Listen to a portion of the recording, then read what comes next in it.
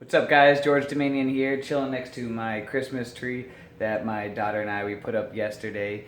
And after we got done putting up the tree, I had asked her about Rudolph the Red-Nosed Reindeer, if she knew who that was, and she said no. And so I said, wow, okay. So immediately I went, got the movie, and put it on so that she could watch it, as she had never seen it before.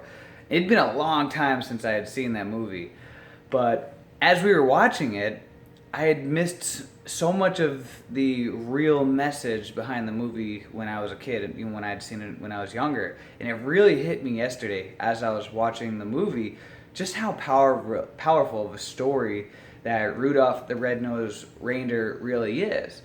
And it hit me so hard that after the movie, after I put my daughter to sleep, I went online and I actually researched about where this story had come from, who wrote it, and the story behind it, and everything like that.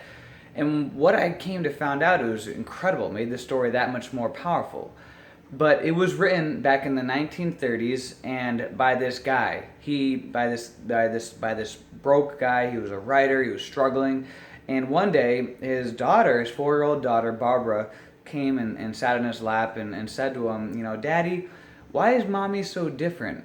Why is she different from all the other mommies? And they were just living in a really small apartment, and he looked over at his wife, who was, wilting away on the bed. She had come down with cancer over the past 2 years, and that cancer had literally sucked up all their money and all their life savings and everything. And because his daughter was only 4, she didn't, really understand. And he started to reflect back on himself, and that he was always kind of like a misfit. When he was younger, growing up, he got picked on all the time in school because he was the smallest out of all the kids. And even when he was in college, he got teased a lot, and because of the fact that he was so small, people thought he was just like a boy when he was in college. And so he knew that this could potentially, affect his daughter's happiness. That they were financially suffering. Her mother was, dying of cancer, and she didn't really fully understand just that her mom was different and everything. And so he decided to tell her a little story. And so he told her a story about Rudolph the Red-Nosed Reindeer, about this reindeer that was born with a red glowing nose, and the mother and the father reindeer completely were disgusted with the reindeer because of it looked like a freak, and all of its friends and schoolmates and everything made fun of this reindeer. Santa Claus didn't even want the reindeer to help out with the sleigh or anything like that. But eventually, at the end of the story, there is a terrible storm that comes, and a fog that is so thick that Santa knows that it won't be able to deliver the presents because it won't be able to see the chimneys. And so this reindeer that was originally an outcast and a freak because of its uniqueness ended up being the answer. And so Santa had Rudolph be the leader of all the reindeers, and with his nose so bright, was able to be like a flashlight throughout the night, so that Santa could come through to save the day and deliver presents to all the children and so forth. And so the very thing that made that reindeer a freak is also what made it a blessing. And so Bob, he told this story to his daughter about Rudolph.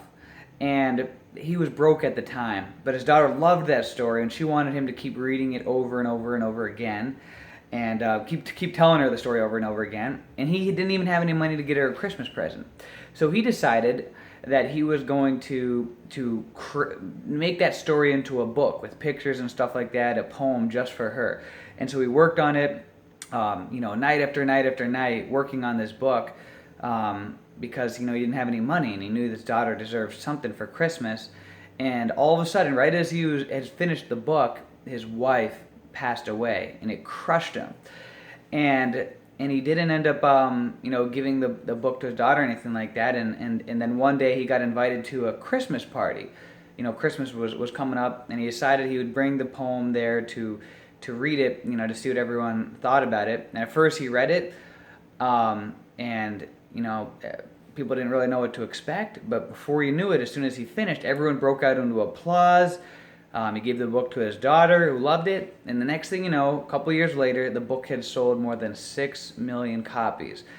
And wouldn't you know it, that's one of the greatest children's stories of all times, Rudolph the Red-Nosed Reindeer.